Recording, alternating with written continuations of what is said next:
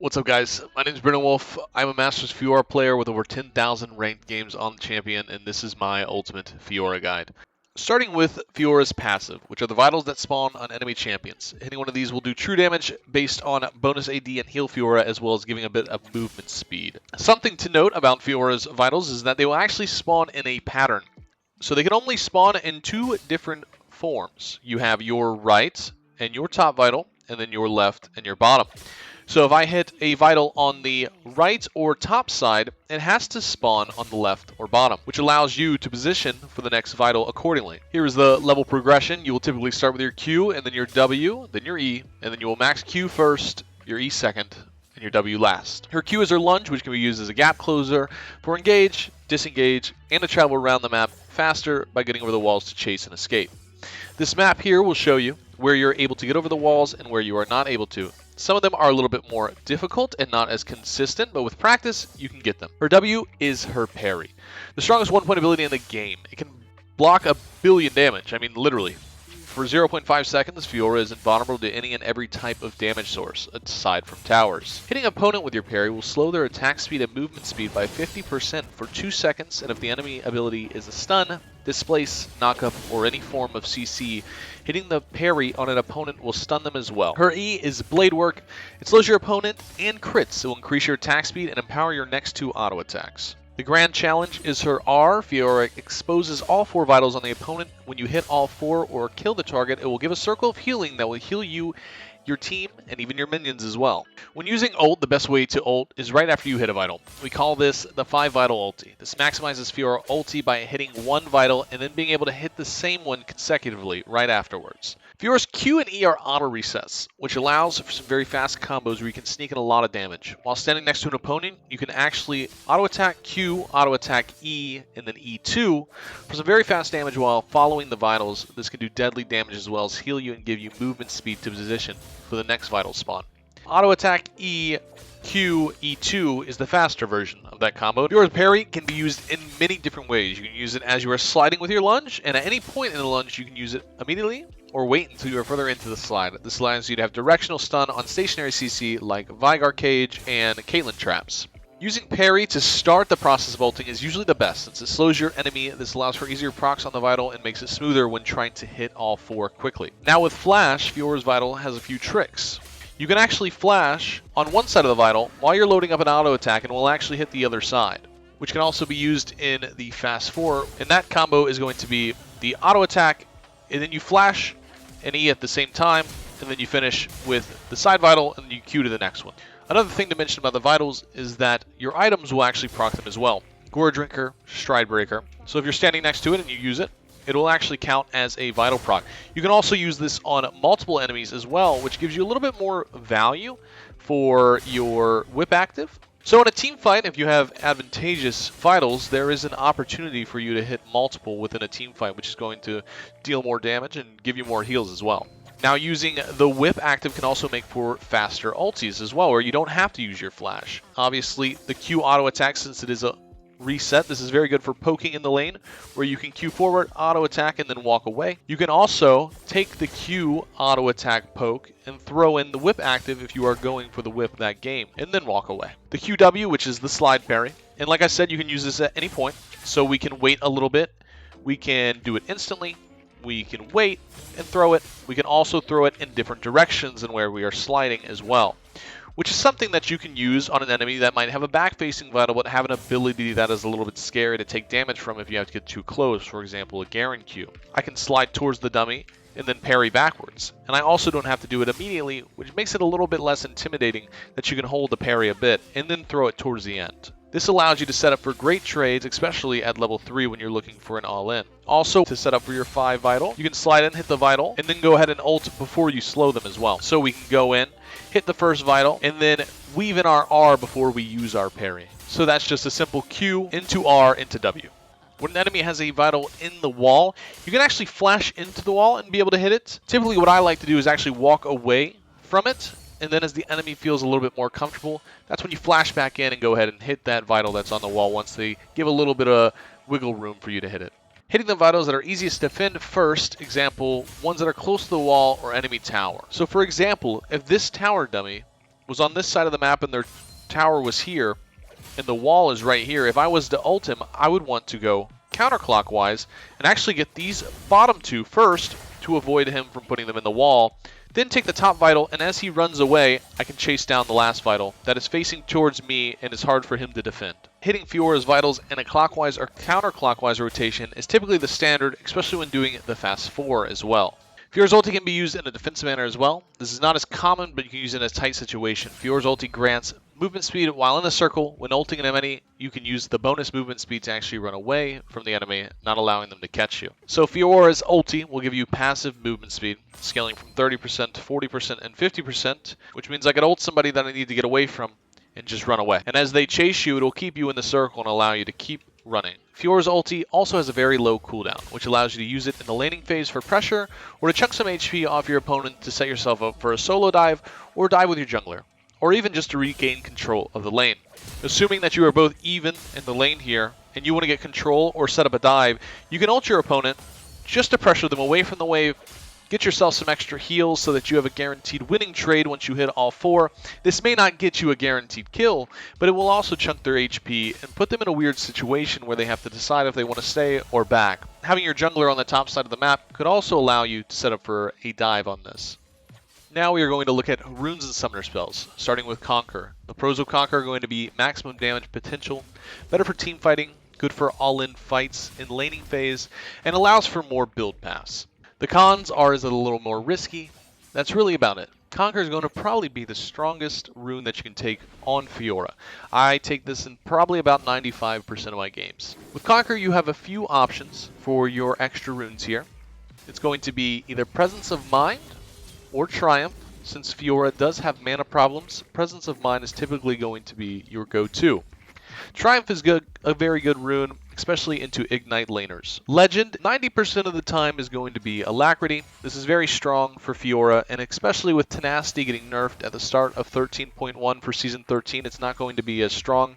But into very heavy CC enemy team comps, this is going to be very valuable. Your last rune is going to be Last Stand, which is going to deal more damage the lower HP you are. This is quite standard as you're going to get low while you are 1v1ing an enemy or in a team fight. There are 2 secondary trees that you can take for the Conqueror rune. You can go Resolve, and typically in Resolve you do have a few options. You have Demolish, you have Conditioning, Second Wind, Bone Plating, Overgrowth, and Unflinching.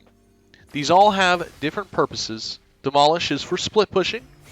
Conditioning is for scaling resistances, which you would be using in a lane where you feel like you will win or you won't do a lot of fighting, and it'll be more of a farm lane. Second Wind will help you survive range laners. Pair this with Doran's Shield and it will be very powerful. Bone Plating will help you survive burst melee laners like Jax, Renekton, Shin, Camille. Overgrowth gives you extra permanent HP, and as long as you are CSing well, this turns out to be around 200 to 250 extra permanent HP throughout the game. Revitalize will give you extra healing for you and your team, but I always think that Overgrowth is a little bit more powerful. Unflinching will give you a small amount of tenacity when you are low HP, so this is good against high enemy CC comps as well. These can be hard to pick from since so many work for Fiora. My go-to is usually Overgrowth, and I always stick to the rule of thumb for this for the second one. If I'm against a range opponent, I'll take Second Wind. If I'm against a burst laner with Ignite, I will go Bone Plating. And if I'm against an easy lane or a lane where I don't think there's going to be a lot of fighting, I will take the Scaling of Conditioning. The other rune tree that you can take is going to be Sorcery. This is going to be a little bit more greedy, a little bit cocky, but it's also very powerful. Transcendence and Gathering Storm are the 2 that I typically take. This is going to give you Scaling AD and Scaling CDR. This does make you a little bit weaker in the laning phase, but if you can survive the laning phase or come out on top, these runes are extremely powerful. For your 3 extra here, I always like to go Double Adaptive for the extra AD for the early 1v1s at level 2, 3, and even level 1 sometimes. And then obviously taking Armor against an AD opponent, and MR versus an AP opponent, and then Health Scaling if you are unsure of who you're going to be playing against. The secondary keystone that you can take that's going to be the second most common, or in some cases the most common, is going to be Grasp. Grasp is great for surviving the laning phase. This also gives you access to even more of the Resolve tree, which means you can toss Demolish in there as well. Grasp gives you extra damage and permanent HP. This is very good in the lanes where you feel uncomfortable or if you're into tanky enemies where you can get a lot of grass procs from. The pros of this are going to be survivability, extra HP, and big poke damage with Divine. The cons are going to be less scaling and less total damage output throughout the game. So you would typically be playing Fiora at about 80-85% of her max potential. Your second runes with Demolish can vary a lot. You can go the same thing here with Sorcery, and taking Mana Flow Ban can be thrown in as well instead of Transcendence. Gathering Storm is a go-to because you will be lacking in damage. You can also go the Precision tree and take Presence of Mind, Triumph, or Alacrity. Typically, I would go something like this, Presence of Mind and Alacrity. Or, if you are just extremely uncomfortable in the lane, you can take Inspiration, get some free gold with the Magical Boots, and take Biscuits as well to help you survive the lane even easier. Now, when you're taking the Grasp tree, this is the only time that you will not take double adaptive because you will be lacking in attack speed unless you are going precision. If you're going precision with Presence of Mind and Alacrity, then you can go double adaptive. If not, you should take attack speed, adaptive force, and then obviously armor, MR, or health according to the situation. For the last keystone, we're going to be looking at Press the Attack, which is a little bit more niche, but it also works very well for the Assassin build of Fiora, which kind of goes hand in hand with Stridebreaker, Bork, or Prowler's Claw. These runes basically say the same for the ones that are underneath the keystone, being Presence of Mind, Alacrity, and Last Stand.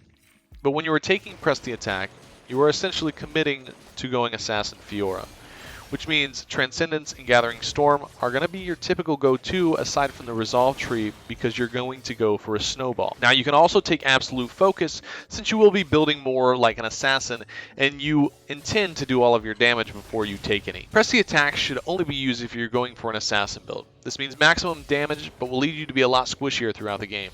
This is the riskiest of them all. If you don't Snowball, this will fall off quickly, but if you're able to get a lead, you will be able to one-shot anybody in a 1v. The 4 summoner spells for Fiora are Flash, Ignites, Teleport, and Ghost.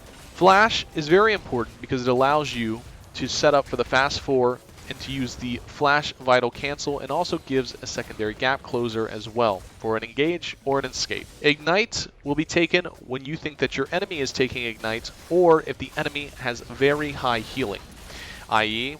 Aatrox, for example. Teleport is very good if you intend to split push for the game, or if you are against an opponent that you know is going to split push like Tryndamere or Scion, so that you can keep up with them and also be able to help your team on the map as well. Ghost is very strong for getting around team fights and also chasing down opponents in 1v1s. Ghost does take away your Flash Vital and your Fast 4 Vital opportunities, but it is also a very strong summoner spell as well. Now we will look at items and builds. Your best mythic by far is going to be Divine Sunderer. This can be used with Grasp and Conquer, and it gives massive damage and heals with the Sheen proc on a 1.5 second cooldown. This item is wonderful for split pushing and truly allows for some insane plays in 1v1 and 1v2 situations. Gore Drinker is going to be your second mythic. Gore Drinker has value in its healing aspect and cooldown reduction. The heals are a little weaker than Divine, but there is still value in it.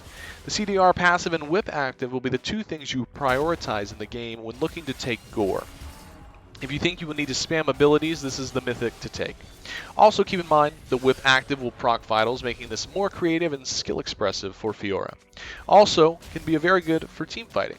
Take Conquer with Gore Drinker always. Your third mythic is going to be Stridebreaker. Stride has gotten a lot weaker over the last season or so, but it still has value on Fiora. The Whip active slows enemies, making it easier for all-ins and to hit all the vitals on Fiora's ulti. This should always be paired with a more aggressive playstyle and Press the Attack or Conqueror. There are a few niche mythics that you can build as well. Prowler's Claw is one of them. It is a very fun and it can be used as an extra gap closer. This is not something I recommend, but if you want to try it, take Press the Attack and Ignite and have a blast. If you get ahead, you will run around the map and one-shot everyone. Triforce is the other one. This is your classic split pushing mythic, but in my personal opinion, I think Divine does its job a lot better. If you would like to take Triforce though, pair it with Hullbreaker 100% of the time, take Conquer, and split push your little heart out. Also, when building into items, always prioritize damage as it directly scales with Fiora's passive. For example, when building a mythic like Gore Drinker, make sure to get the Whip and the Warhammer before the Kindle Gem. Now we'll look at some normal items for Fiora. The boots we'll start with first. Tab Eyes, obviously going to be used into mainly AD enemies. This is probably going to be the boots that you take in almost all of your games. Especially in a side lane, you're going to be going against a lot of split pushers, and a lot of split pushers are heavy in auto attacks. So Tab Eyes will help a lot with that. In the heavy CC enemy comps, you will take Merc Treads, and if you are very ahead in carrying the game, you can save a little bit of gold and take CDR boots, as they are very powerful as well. Into enemies that have extremely high slows, Swifties are not that bad. Into Nasus's Wither or Zillion's Slow, Swifties can have value into comps like that. Ravenous Hydra is going to be your go-to second item on Fiora, and sometimes first if you need to shove lane. This is going to be in 100% of your builds. It gives CDR, healing, and helps with Fiora's lack of split pushing and wave clear. With 85 AD when fully stacked, this item is a must and cannot be skipped in any core build for Fiora. Death's Dance. This item is amazing into AT comps, but also has a passive that mitigates damage and allows Fiora to fight for longer and get out more damage in a fight. Even against split damage, this item is very high priority. Maul. Maul is amazing into 2 to 3 AP enemies. The passive Lifeline will also increase survivability with more healing and damage. This paired with Death's Dance is a match made in heaven for duels and team fighting. Hullbreaker. The absolute best split pushing item. Grabbing this as your third item is a massive power spike in the side lane. If you have committed to split pushing, this item is a must. Blade of the Rune King, one of the absolute strongest duelist items in the game. This item is wonderful if you're afraid you might lose 1v1s. Fiora has to win 1v1s in the side lane to do her job. Think of this almost as a cheat code for those duels, but keep in mind you will lose team fight prowess if you take it. Spear of Shojin. This item is extremely high value when you are ahead in snowballing. With massive damage and the passive that increases your CDR, this item paired with CDR boots can make you an absolute menace in a side lane, forcing enemies to send multiple to be able to actually kill or catch you. Mana Immune, Muramana. This item is going to be the highest AD item available in the game, which directly scales with Fiora's passive. Getting a tier early can also help Fiora players manage their mana better. Sadly, this item is only meant for damage and mana and will not have any value besides that. But if you are confident in your mechanics, this can be a very strong item.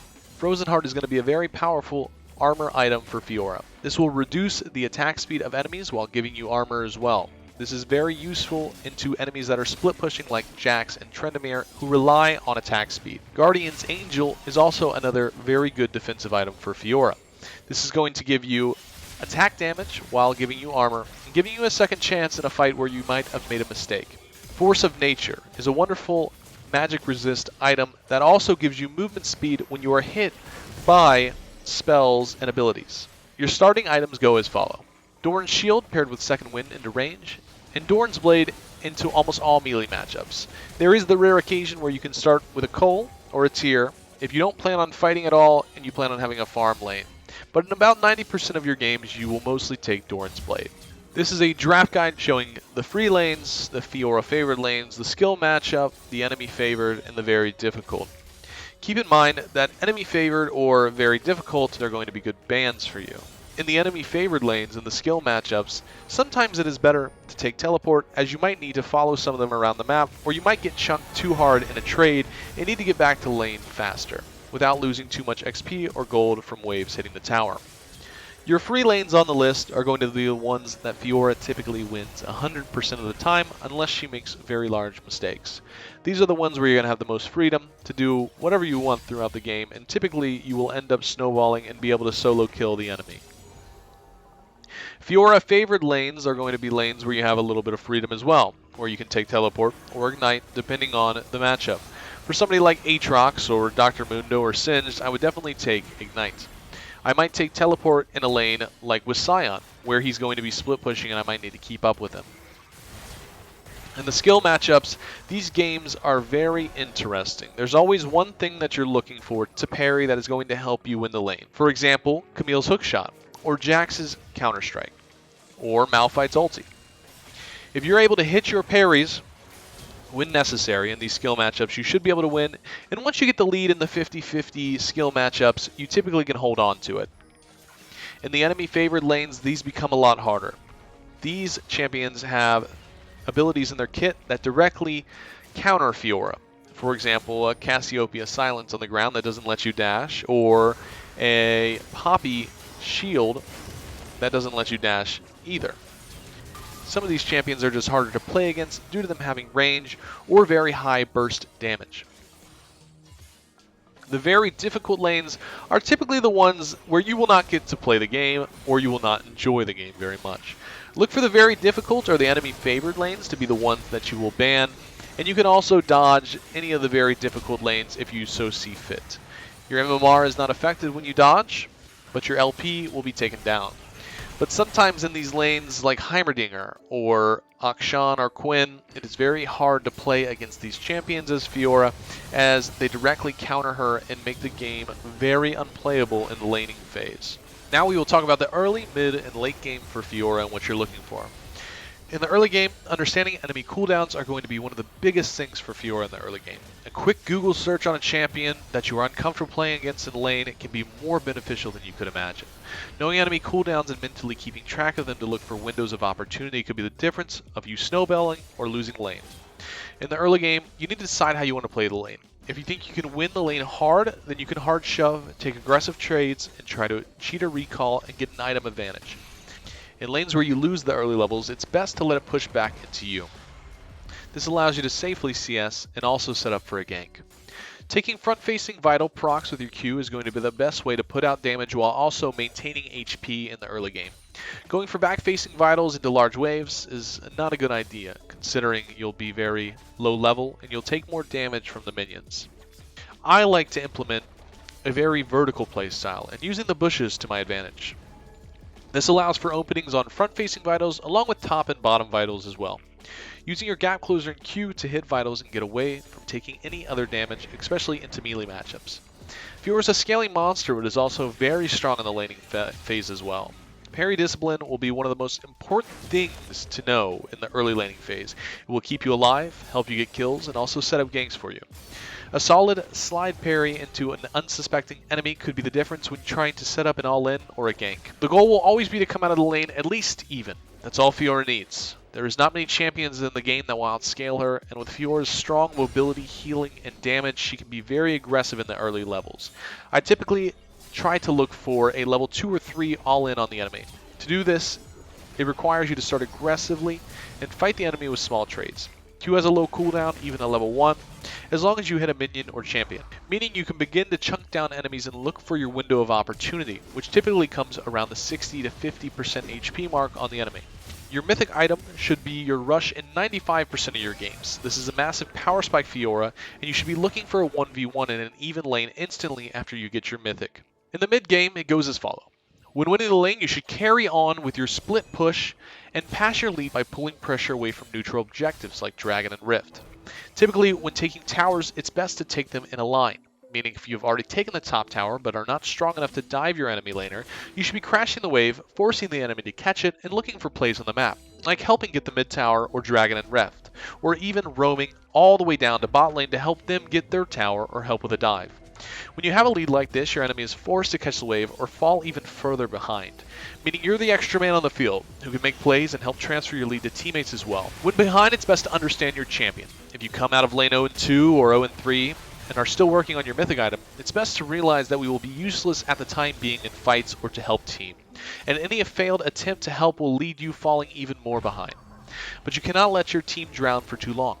Make sure to get vision in your top side jungle while you set up a freeze. This is where it gets a little boring, but you're going to keep the wave frozen until you get your mythic and at least half of your next item, i.e. Tiamat for Ravenous. Keeping the vision in your top side jungle also allows for your jungler to feel comfortable coming to gank an overextended enemy who is trying to take your 2-tier tower. This can be an even faster way to get back in the game if it is a successful gank. In the late game, this is where it gets fun. The Rift is your playground and you're playing the game on creative mode. This is where we take advantage of every aspect of Fiora's kit. Split pushing with 3 items means we can take towers in about 8 seconds. We can also always force a response to our split push. When it is responded to, we have the choice to fight if we know where all of the enemies are, or to go for a flank play on the enemy. In team fights for neutral objectives, you need to be very wary of your positioning. With your ability to get over walls on an extremely low cooldown, you can flank the back line of the enemy, or fight front to back. but you need to decide what is best for that particular game. Typically, I love to sneak behind that enemy before a fight pops off to pull their front line back to me as I dive a carry. With parry and your amazing mobility, you're able to take a kill and get out, reposition and go in again, being an absolute monster that the enemy is forced to keep track of. And to super tanky enemies, it is sometimes best to play front to back due to the fact that you are the only one who will be able to take out the front line easily, like a Mundo or a Scion. Getting your ulti off in a position that allows your whole team to heal off of it can be an absolute game changer in the late game as well. Also, keep in mind, past the 3-hour mark, there is literally no one who should be able to beat you in a 1v1 when you have your ulti up as long as you play it properly. Obviously, while learning Fiora, this may not be the case for every 1v1 while you get your reps in. But this is the beauty of the champion. The more you play her, the more rewarding she really becomes. Guys, thank you so much for watching the video. This took a lot of time and effort, and I really hope this helps you guys in your ranked games and climb in Season 13 with Fiora. This guide was made with the thought that it would be viable for the entire season, and feel free to come back to it at any point and rewatch certain sections. But make sure you drop a subscription, as things will change throughout the season with runes and items and nerfs and buffs, and I'll be the one to make the videos for you to tell you how they directly affect Fiora. Once again, seriously, thank you guys so much for watching. Peace out, love ya, and until next time, bye-bye.